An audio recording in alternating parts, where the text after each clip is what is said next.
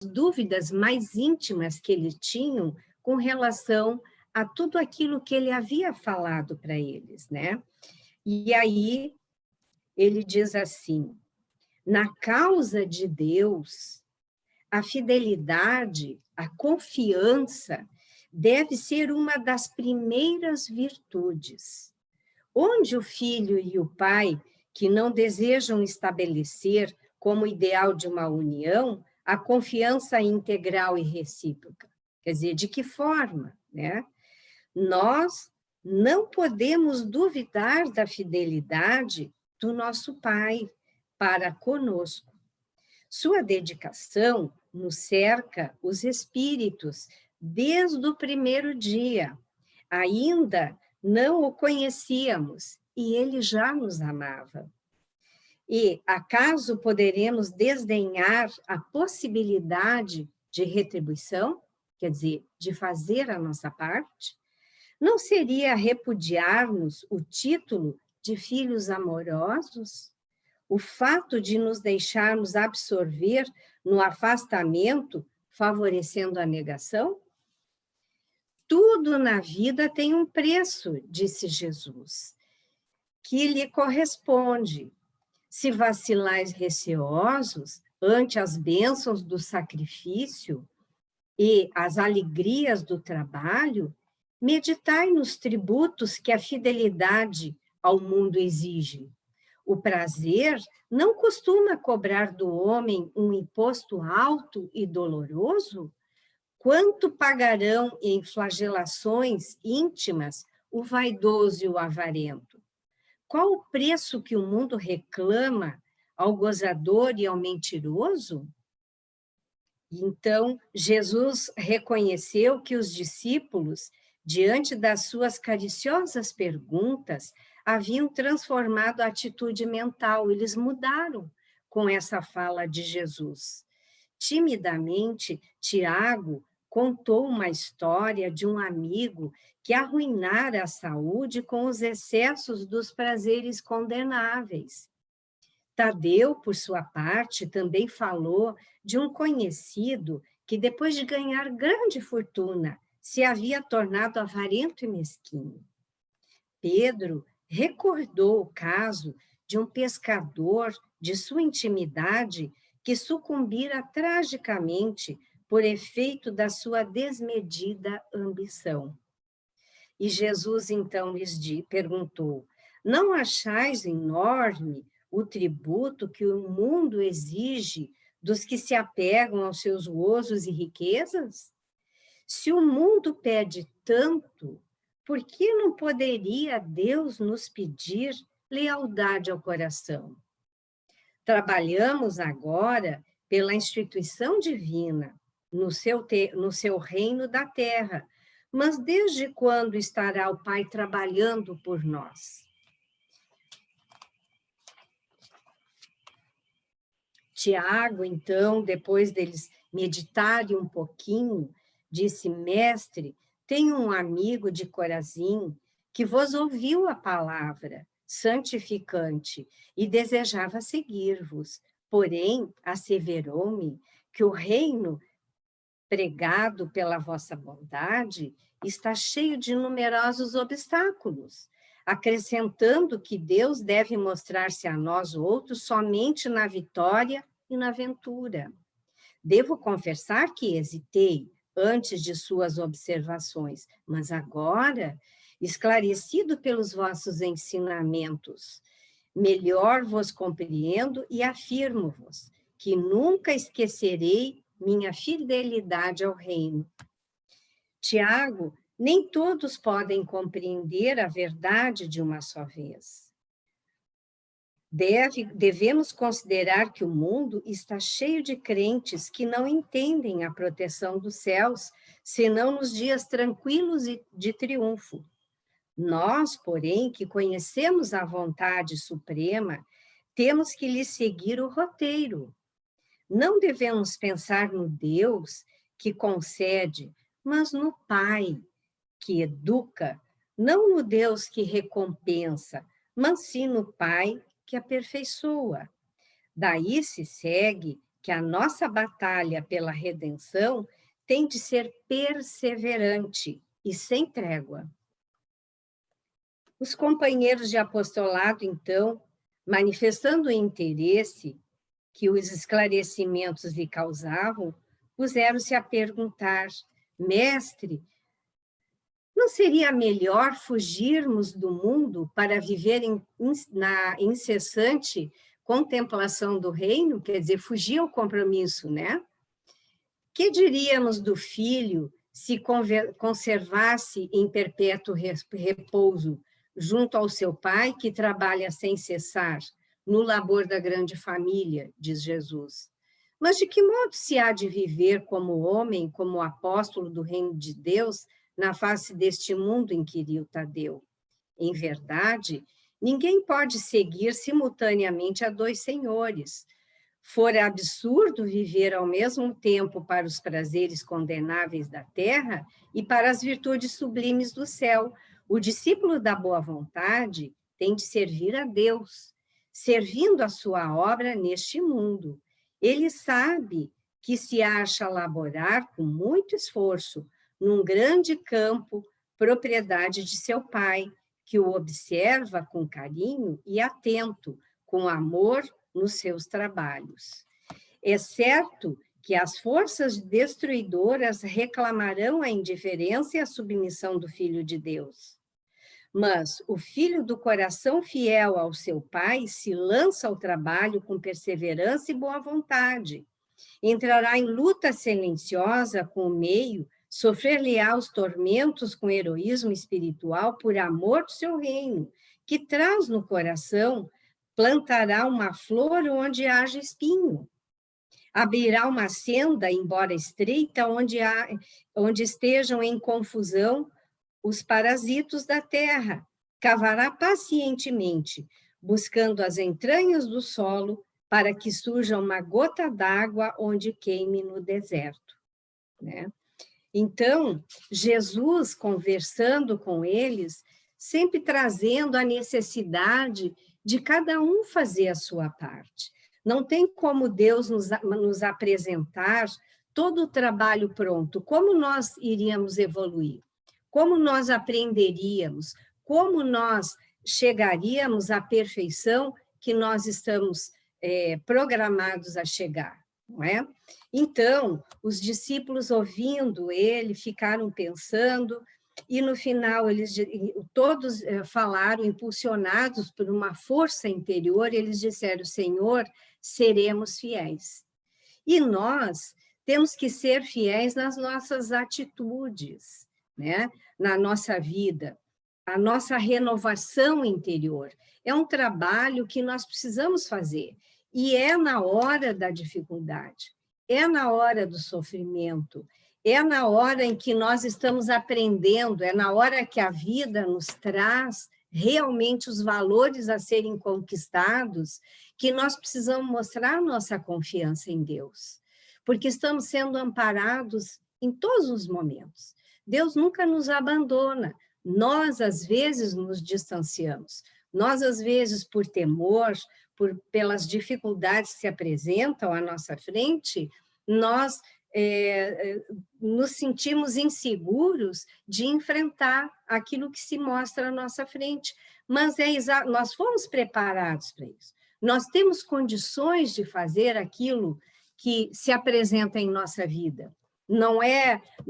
Deus não nos envia à Terra sem que estejamos as condições necessárias para fazer aquilo que se apresenta na nossa vida, não é? E o Emmanuel nos traz, no Caminho, Verdade e Vida, viver pela fé. Na Epístola aos Romanos, Paulo afirma que o justo viverá pela fé. Paulo de Tarso queria dizer que o justo será sempre fiel, viverá de modo invariável na verdadeira fidelidade ao Pai que estás nos céus, indiferente da dor que a gente esteja vivenciando, indiferente dos problemas que se apresentam na nossa vida, nós temos que manter o nosso pensamento confiantes em Deus, sabedores de que tudo está dentro de uma programação anteriormente feita, e que a ajuda, o amparo que nos chega através dos benfeitores, nos intuindo, nos orientando, nos aconselhando, é o que vai nos dando as condições de nós remover aquelas montanhas que Jesus nos fala. E o Emmanuel ainda diz assim: os dias são ridentes e tranquilos, tenhamos boa memória e não nos desdenhemos a moderação. São escuros e tristes, confiemos em Deus, sem cuja permissão a tempestade não desabaria. Veio o abandono no mundo, o Pai jamais nos abandona. Chegaram as enfermidades, os desenganos, a ingratidão e a morte, eles são todos bons amigos, por trazerem até nós a oportunidade de sermos justos e vivermos pela fé, segundo a disposição sagradas do cristianismo. Então, Emmanuel aqui nos diz que nós, mesmo dores, enfermidade, dificuldade, que nem nós estamos vivendo esse momento agora, não existe razão para o desânimo. Com certeza, estão ocorrendo muitas coisas no mundo todo que nos deixam realmente perplexos, porque nós não conseguimos entender como as coisas elas estão sendo resolvidas no plano espiritual. Nós olhamos para o mundo e vemos uma série de irmãos nossos em dificuldades, em desespero mesmo, sem ter coragem de enfrentar situações, e nós, olhando para tudo isso e que temos o conhecimento, e se não temos, precisamos buscá-lo, né? Nos sentimos, às vezes, um pouco inseguro diante das situações, mas nós precisamos entender que tudo está sob o comando de Deus.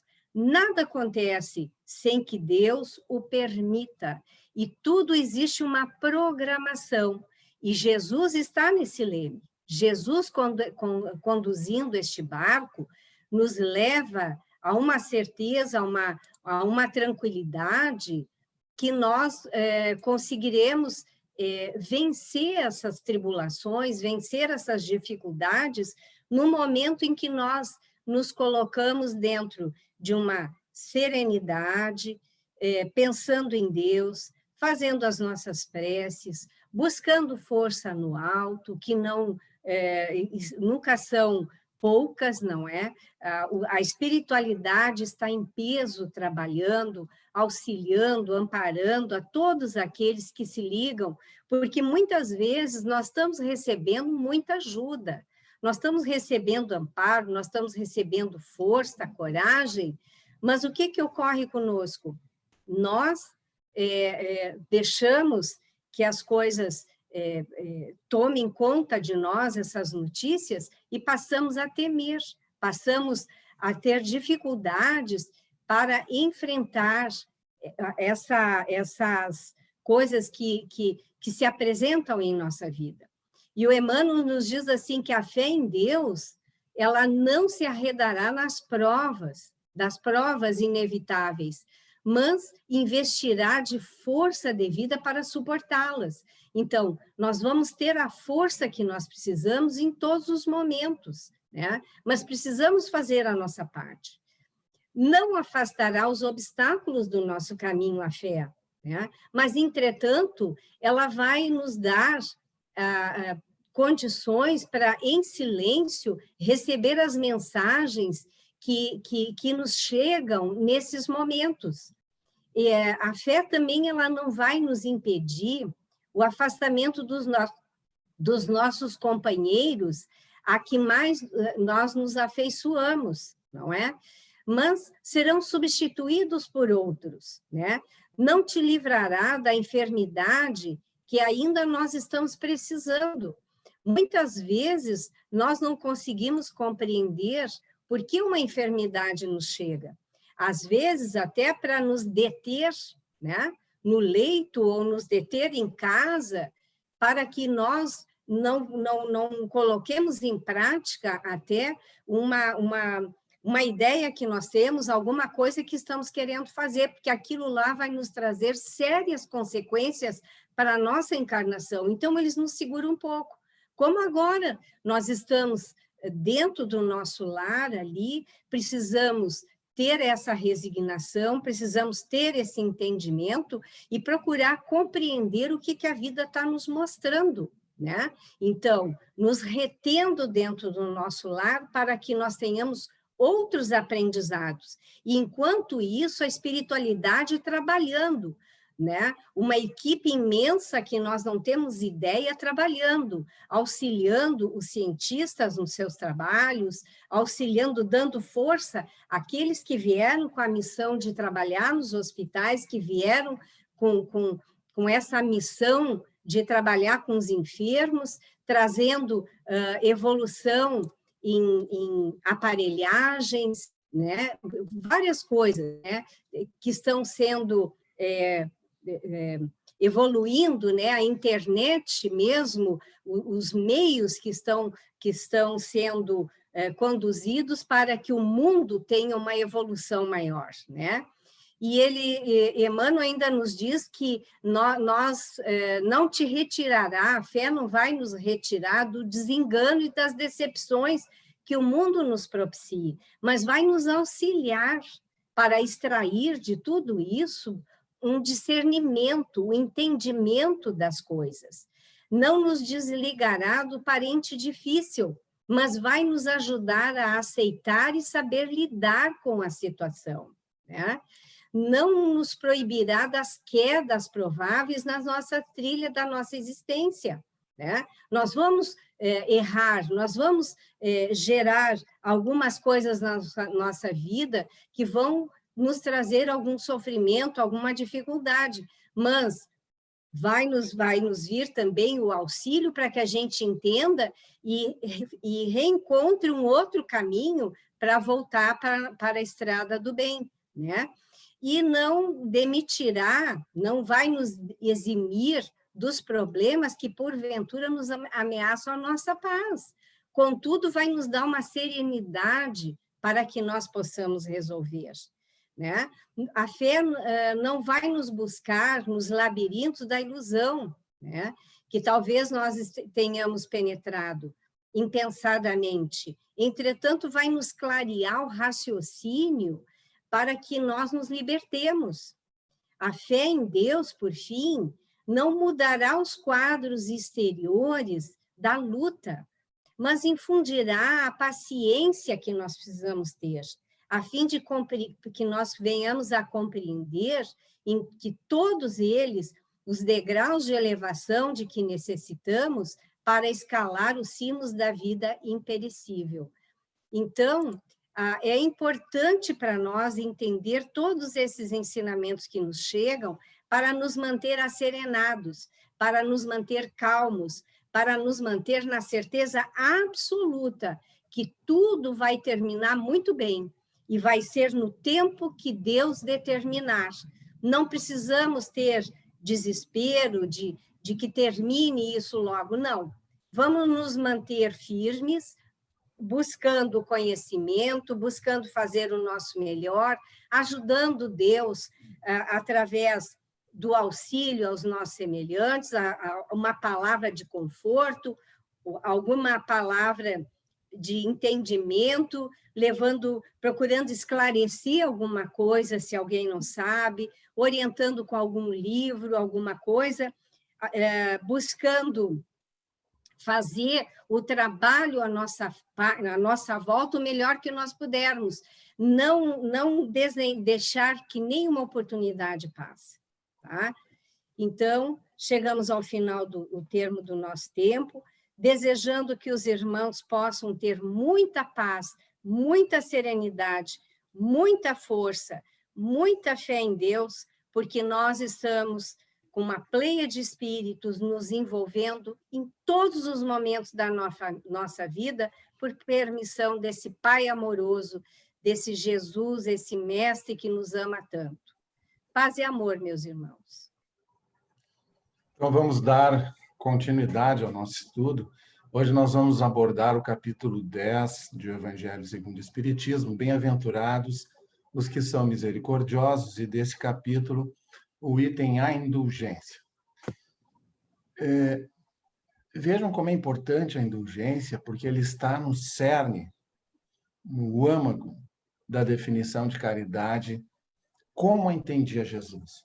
E isso é a questão 886 do Livro dos Espíritos, que quando Kardec indaga qual o verdadeiro sentido da palavra caridade, como a entendia Jesus, aí os Espíritos respondem: benevolência para com todos, indulgência para as imperfeições dos outros e perdão das ofensas. São os três, é o tripé que forma o conceito da caridade. Então, a indulgência, vejam a importância, ela está no conceito daquilo que é a própria bandeira da nossa doutrina, que fora da caridade não há salvação, né? Então, vejam como a gente tratar de um assunto assim passa a ser de uma importância muito grande. E lá nesse capítulo 10, no item que se intitula Indulgência, tem um parágrafo, acho muito interessante, porque a gente se detém um pouco sobre os conceitos que nos são trazidos no Evangelho, em qualquer obra espírita, a gente pode falar horas sobre isso. E a gente vai, talvez, usar a decorrência de um pequeno parágrafo, o que começa no item 17 e é assinado por José, um espírito protetor. Tá? Então, diz assim: sede indulgentes com as faltas alheias, quaisquer que elas sejam. Não julgueis com severidade, senão as vossas próprias ações. E o Senhor usará de indulgência para convosco, como de indulgência houverdes usado para com os outros. Indulgência, gente, é nós deixarmos, não sermos severos em relação a julgamentos dos atos das outras pessoas. A doutrina espírita é pródiga em nos trazer posturas novas de vida, né? Jeito diferente de pensar, maneira de ver a própria vida. E nós estamos, então, ensaiando nessa nossa vida conturbada de espíritos habitantes do planeta Terra, nós estamos, então, como em tubos de ensaio, ensaiando emoções, sentimentos, vendo o que dá certo, o que não dá certo. Mas, de qualquer forma, está todo mundo no mesmo laboratório, né? Está todo mundo trocando impressões dos próprios sentimentos, vendo as reações que eles causam na própria vida da gente, porque os nossos sentimentos, os nossos conceitos, que nós, às vezes, em altos brados, proclamamos, eles têm efeito sobre nós, né? Nós impressionamos as pessoas na medida em que as pessoas são impressionáveis. Mas a nós mesmos, nós como que acorrentamos um elo de responsabilidade sobre tudo aquilo que a gente fala, que a gente mostra, que a gente é e que a gente sente. Porque a doutrina espírita também expande os nossos conhecimentos a respeito da nossa postura de ser, extrapolando os limites do corpo físico, nos colocando como espíritos imortais que estão vivenciando nos dois planos, nós encarnados, e que os efeitos dos nossos pensamentos, dos nossos sentimentos, mesmo aquilo que não é formalizado na Terra, mesmo aquilo que não escrevemos, o que não dizemos, que eventualmente a gente possa pensar, não, mas eu não falei, então a pessoa não sabe, a pessoa não sentiu. Mas agora a gente sabe que a nossa responsabilidade é muito maior, porque nós temos a responsabilidade do sentimento. Então, quando a gente sente, nós estamos impressionando o universo, nós estamos lançando na atmosfera universal, no fluido cósmico universal, a nossa contribuição vibratória para a construção daquele pedaço do fluido divino que nos envolve. Então, Deus nos coloca, nos segura em seu amor, no fluido divino, né? E nós, então, trabalhamos esse fluido, nos adaptando às mãos que nos seguram, às mãos de amor que nos contêm. E nós, então, vamos, quando conseguirmos nos adaptar a essa vibração de amor que nos envolve, através das modificações, das experiências que a gente vive, então aí sim nós seremos espíritos que podemos nos dizer que entendemos a vida, né? Hoje nós estamos nessa fase experimental, mas essa fase experimental já nos possibilita vislumbrarmos a própria existência de uma forma bem diferente do que antes, né? Se nós já temos o nosso sentimento, já sabemos que ele tem a capacidade de se expandir e de modificar o nosso entorno e também o próprio sentimento atrelado ao pensamento que se transporta em vibrações, em ondas, através do fluido cósmico universal, no qual estamos mergulhados, e atinge a criatura sobre a qual nós sentimos e pensamos, de posse desse sentimento, nós vamos começar a pensar o que eu estou sentindo e o que eu estou pensando. Porque quando isso se junta, pode sair como um dardo peçonhento ou pode sair como um jato de luz de amor. Depende daquilo que for o elemento com que eu trabalhe os meus sentimentos e os pensamentos que eu formulo, né?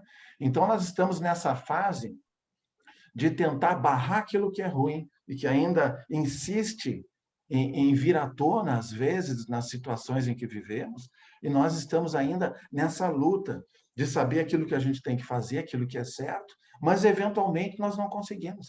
Então, é sempre um passo, graças a Deus, já, né, 2 passos para frente, a gente dá um para trás. Então, quer dizer que a gente caminhou pelo menos, para frente, né? Mas sempre nessa atenção que a gente tem que ter conosco mesmos. A atenção não é em relação à vida do outro, em relação ao erro que o outro comete, né? A atenção que a gente tem que ter é sobre a nossa percepção da própria existência, das circunstâncias nas quais nós estamos inseridos, e o que eu estou fazendo em relação a isso, principalmente na minha relação com as outras pessoas. A questão principal para nós é a nossa relação com os outros. Como nós estamos convivendo e como nós estamos lidando com as dificuldades do outro.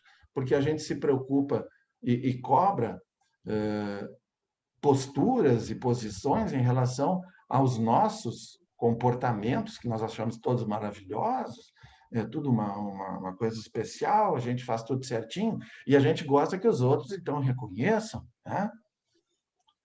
Mas quando a gente tem que olhar para o outro, a gente, então, lança a severidade de já taxar disso ou daquilo a criatura, sem perceber, então, que nós estamos sendo um pouco ridículos até, nesse sentido, porque nós estamos tendo ainda reações muito infantis de espíritos que, se os espíritos superiores nos olham, nos veem como se nós estivéssemos engatinhando espiritualmente, né? E a gente, então, cobra dos outros e pensa que nós estamos agindo da forma mais certa possível. Quando a gente consegue reconhecer um erro nosso, o máximo que a gente consegue é que nós reconheçamos o erro. Se alguém reconhece um erro nosso, coitada da criatura, né? Porque ela vai se eventualmente dizer, olha, você errou nisso, você errou naquilo, você fez isso errado. Ela vai receber de nós, se a posição que a gente se encontra não permite que a gente dirija palavras menos felizes, essa criatura, pelo menos ela vai receber uma enxurrada vibratória que pode até desequilibrar a criatura, né? Porque a nossa tendência é, ok, eu sei que eu erro, mas eu que tenho que saber, o outro não tem que me dizer. E por que isso? Porque nós estamos atolados até o queixo no nosso orgulho, né? Então, o reconhecimento e, porventura, uma manifestação seja ela qual for, nós tomamos como uma ofensa, e as ofensas nós tomamos como o último das coisas que alguém pode nos fazer, porque o nosso orgulho está sendo ferido de morte, ele está sendo, nós estamos sendo atingidos no âmago ainda da nossa existência, porque o que nos embala os passos na vida ainda é esse resquício de atraso que nos atrela aos planos mais baixos. Então, nós estamos nessa luta interior. Vejam como a gente ainda está falando de coisas, não entramos na indulgência, mas de posturas da gente, né? de julgamento dos outros, da percepção da vida em relação àquilo que eu vejo que o outro não faz, e aquilo que o outro não faz é o que eu deveria fazer, mas também não faço, mas penso que faço. Porque nas circunstâncias em que ele vive, as circunstâncias da sua vida presente, e muito mais fortemente das suas existências anteriores na Terra, podem levá-lo a uma reação que eu não conseguiria ter, ele faria pior que ele.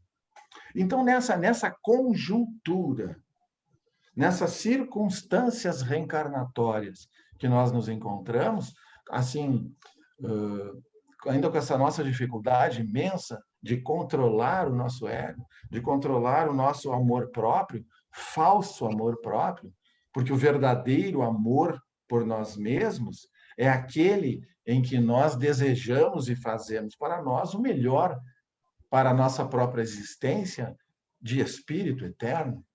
Então, se eu me amo, a pessoa não tem que se amar e dizer eu me amo porque eu realizo meus desejos, que é o que as pessoas às vezes pensam. Eu me amar, que pode querer dizer eu não realizar os meus desejos, eu não atender a determinados anseios do meu coração, da minha própria vontade, porque eu já tenho as rédeas da minha existência na Terra. Eu já determino para mim o que é melhor. Então, eu vou me amar quando eu começar a escolher as coisas que me fazem bem espiritualmente e não que possam, eventualmente, me dar pretensas, passageiras, alegrias nessa existência da Terra. Porque a gente não pode esquecer que, mesmo que a gente ache que passe muito tempo aqui, o tempo que a gente passa aqui é um segundo na eternidade, e nós não temos nenhum vínculo com a Terra a não ser esse reencontro que a reencarnação possibilita de espíritos em graus de evolução diferentes que se nivelam na Terra, né?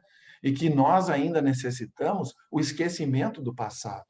Nós não podemos conviver com o outro de posse das nossas lembranças, porque as nossas lembranças em relação às vidas das outras pessoas, ao convívio com os outros, essas lembranças são tão, às vezes, negativas, que fazem com que a gente perca o equilíbrio e não possa reencetar a caminhada, não possa reconstruir uma existência junto do outro, modificando vibrações, modificando sentimentos, em função de uma lembrança que nós teríamos. Vejam, então, para conviver, eu tenho que esquecer.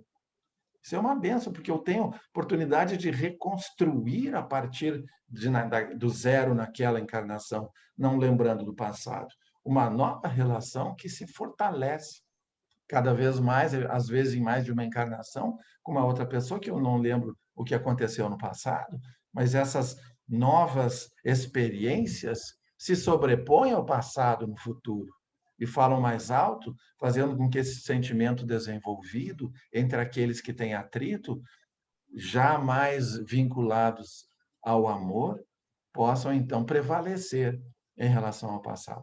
Isso para dizer que nós não temos a menor condição de estarmos criticando esse ou aquele por fazer aquilo, a não ser na medida de perceber o erro.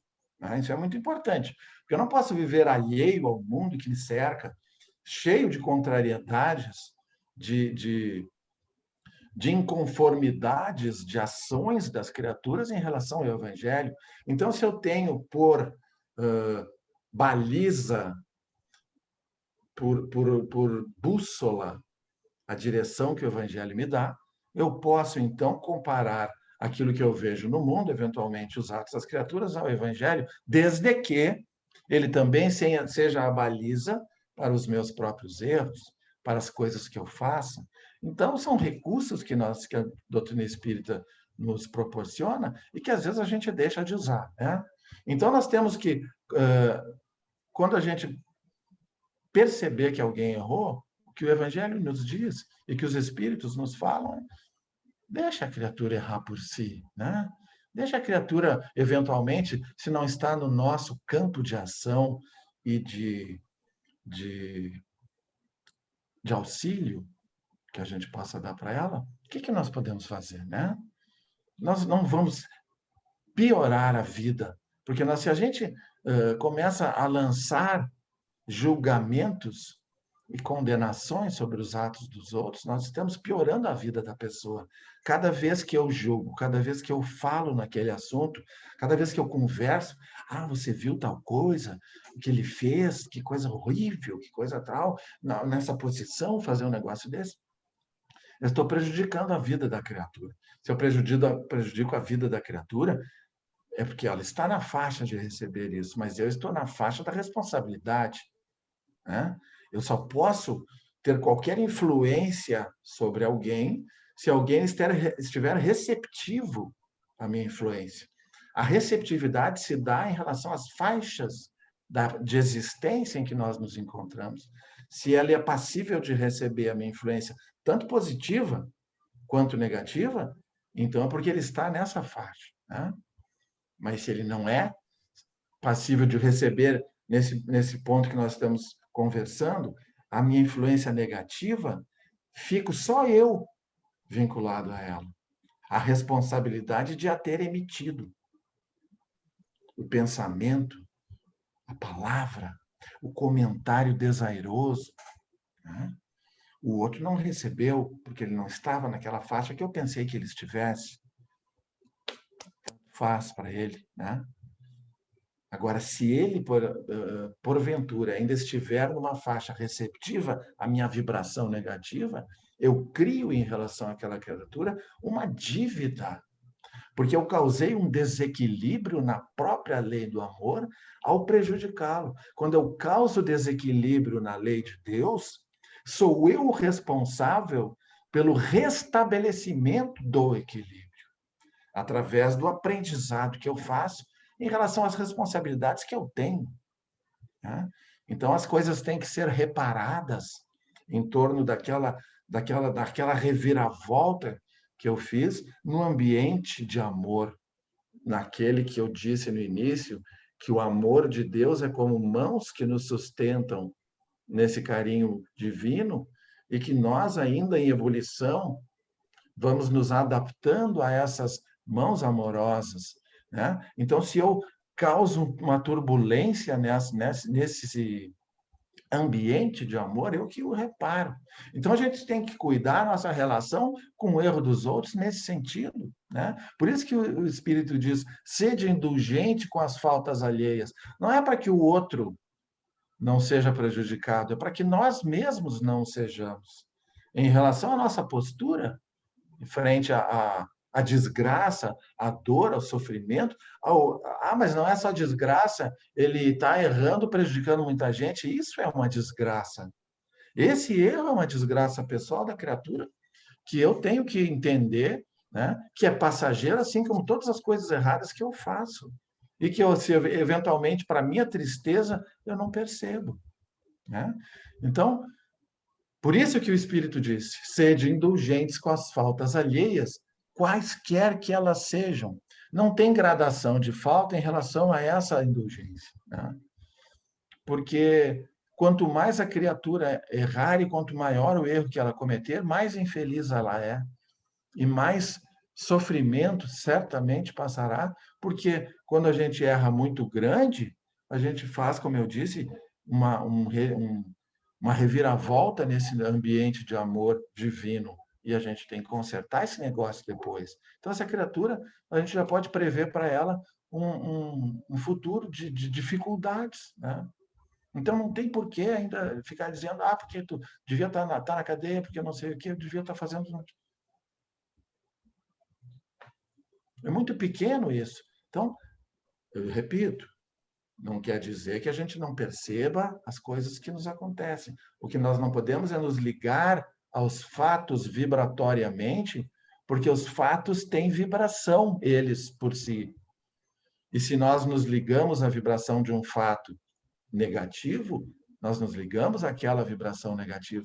Então a gente passa o dia nessa coisa e depois fica cansado, exausto, exaurido de nossas energias, porque a gente não sabe por quê, não sei por que eu estou tão cansado, mas passa o dia pensando coisa negativa desse ou daquele, ou emitindo conceitos desse tipo, desse teor ao mundo, e aí recolhe o quê? Todos esses vínculos que a gente cria com esse tipo de vibração. Né? Não julgueis com severidade, senão as vossas próprias ações, e o Senhor usará de indulgência para convosco, como de indulgência houverdes usado para com os outros. Esse tipo de pensamento, às vezes, nos conduz a imaginar Deus como sendo lá um Senhor que diz, eu vou te julgar assim agora. Pois é, fizesse isso, fizesse aquilo. Não, né? Nós já esquecemos essas pequenezes nos quais nós envolvíamos o conceito da divindade já foram varridas por nós, né? Nós temos uma lei de amor que se manifesta, nenhuma possibilidade de imaginarmos Deus, zero. Zero. Qualquer coisa que a gente pense não é, a não ser a sua manifestação de amor por nós. O resto, como acontece, como é que ele faz, com quem é ele, nem dá para dizer ele. O Pai, Jesus se pronunciou a respeito, o Criador. Né? O resto, para nós... E aí o Cristo disse assim, não, primeiro vocês têm que me entender, aprender a me amar, para depois, então, chegar a Deus. Ele criou um caminho, criou um jeito de a gente, na nossa pequenez espiritual, chegarmos a Deus, porque a distância não tem como para nós agora. Né? Então, quando a gente pensa nesse Deus assim, dando... vou usar de severidade. Tu fosse severo com teu irmão, pois agora, toma para ti. Isso desmancha aquela ideia que Kardec passou da providência divina no capítulo 2 de A Gênese, né? De nós estarmos mergulhados nesse fluido de amor que nos perpassa. Isso tira essa ideia. Qual é a profundidade, por isso, que os espíritos nos trouxeram as explicações das coisas? Vejam só que interessante. O Senhor usará de indulgência para convosco, como de indulgência houverdes usado para com os outros. O que quer dizer isso? Quando eu estou me propondo a fazer alguma coisa, eu crio em torno de mim o ambiente daquilo. É o que nós estávamos falando, né? Então, se eu estou na faixa do perdão, se eu estou na faixa do amor, eu me transporto para lá e fico como que impossibilitado. Portas fechadas para as outras coisas de outros andares, digamos assim, né? Então, se eu usar de perdão, não é que Deus vai ficar cuidando se eu estou olhando, porque ele não tem olho, né? Mas não é que Deus vai ficar fazendo contabilidade do que eu fiz, o que eu não fiz. Não. Eu passo quando perdoo, quando eu sou indulgente, quando eu não dou importância, quando eu não propago, né? Quando eu não entro negativamente, quando eu tento ajudar, eu me transporto espiritualmente para a faixa do auxílio. Quando eu me transporto para a faixa do auxílio, as faixas espirituais de evolução, elas são de dar e de receber. Quando eu faço algo, eu me torno propenso por estar na mesma vibração, na mesma frequência vibratória daquele ato. Eu me torno propenso, como se eu abrisse as portas da minha própria vida, para que entrem as coisas relativas àquela faixa de vida. Então, se eu estou pensando positivo, as coisas positivas me visitam. Se eu estou pessimista, as coisas otimistas ficam impossibilitadas, porque a faixa do otimismo é diferente da faixa do pessimismo. Eu escolho onde eu coloco o meu pensamento e o meu sentimento. Então, o que essa frase quer dizer? Quer dizer que se eu escolho ser indulgente, eu estou na faixa de receber a indulgência. Então, fica mais fácil de a gente entender, a gente fazendo essa estratificação vibratória, onde nós nos colocamos, porque a gente entende, então, até por que nos acontecem determinadas coisas. A gente diz assim, eu não fiz nada. Não fez nada, mas pensou. Não fez nada, mas criou um ambiente vibratório que a gente pensa que está no céu e, na realidade, está nas trevas, né? Então, a gente tem que pensar nisso. Que tipo de sentimento eu nutro? Que tipo de relação eu tenho com a vida que faz com que eu sinta, pense e veja a própria vida dessa ou daquela forma? Porque talvez seja aí, eu começando a trabalhar essa parte na minha vida, que eu consiga, então, construir alguma coisa diferente. Porque não basta a gente ficar de braços cruzados. Nós temos que ver o que nós estamos, em que faixa nós estamos agindo, caminhando. E aí sim, né, nós podemos começar a perceber um mundo diferente daquele que não está sendo tão bom para nós. Né? A gente pode dizer assim, mas acontece tanta coisa ruim na minha vida, eu não sei o quê, eu me esforço, eu sou um coitado mesmo, eu sou isso, eu sou aquilo, pronto. A vitimose, né? Estou falando em vírus, aí o vírus da vitimose entra na gente e pronto. Nós viramos a criatura mais injustiçada do mundo. E nós já estamos nessa faixa da injustiça, das coisas ruins que podem nos acontecer. Né? E aí, meus irmãos, a gente sabe que injustiça não nos acontece. Nunca. Né? As pessoas podem fazer coisas para nós injustas nessa vida. Mas a injustiça em relação ao espírito, não. O ato do outro, o ato injusto para nós pode e certamente fará uma justiça em relação à nossa existência. E o ato de injustiça que alguém comete em relação a nós, caberá a ele responder. Então, nós estamos numa nova fase de não ligar as coisas que nos acontecem aos seus agentes, né? É a mesma coisa que se nós lêssemos lá no jornal uma notícia de algo que nos prejudica, sei lá eu aonde, no trabalho, não sei, que a gente pegasse o jornal, mas tu, jornal, vem me dizer um negócio desses? Não pode, rasga todo o jornal, porque o jornal deu uma má notícia. O agente das nossas recuperações espirituais, que é aquele que nos prejudica, deve ser considerado como o jornal que nos dá a má notícia.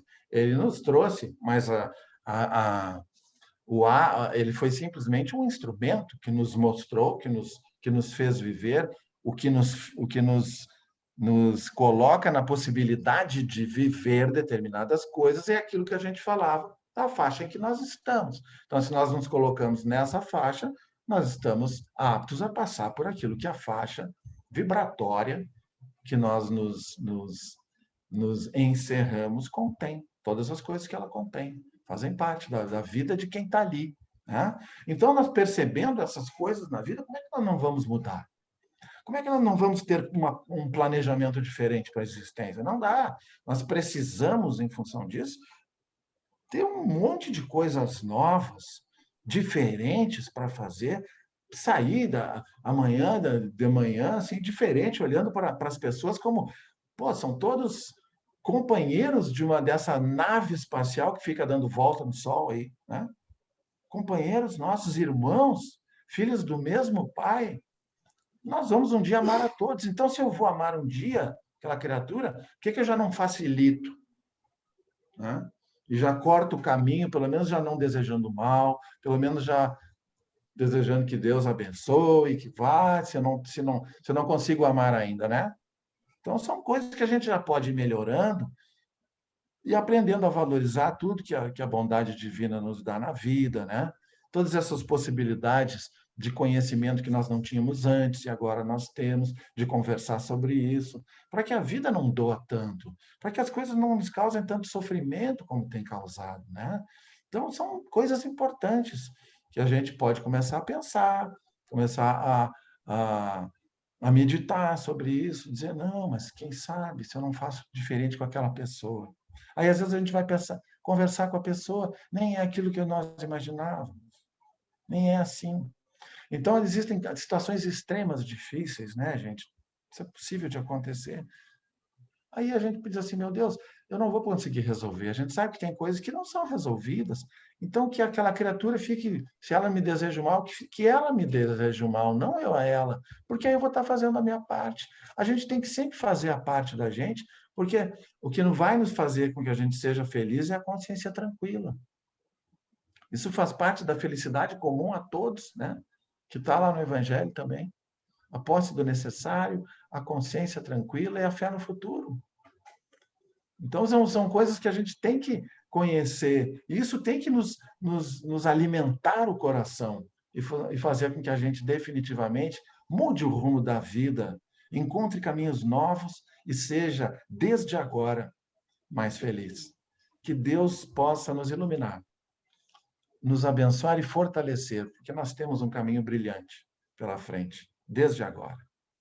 Vamos, então, elevar novamente os nossos pensamentos, as vibrações dos nossos corações, nos fortalecendo na companhia dos bons espíritos que nos visitam em nome do Senhor e também congratulando-nos todos juntos por estarmos ligados pelos laços do coração, uns com os outros, todos no desejo do bem, do crescimento, da paz e do equilíbrio espiritual. Que Jesus possa iluminar os nossos lares, os nossos familiares, o nosso ambiente de vida, que nós nos fortaleçamos na nossa fé, na nossa certeza de um futuro cada vez melhor para todos nós. Que as bênçãos de nosso Senhor Jesus e que o amor infinito de Deus, nosso Pai, possam permanecer em nossos corações, hoje e sempre. Em nome de Deus e de Jesus, dos Espíritos que nos dirigem, nós encerramos o nosso trabalho de apoio, desejando a todos uma boa noite, fiquem com Deus, um grande abraço, um grande beijo a todos. Tchau.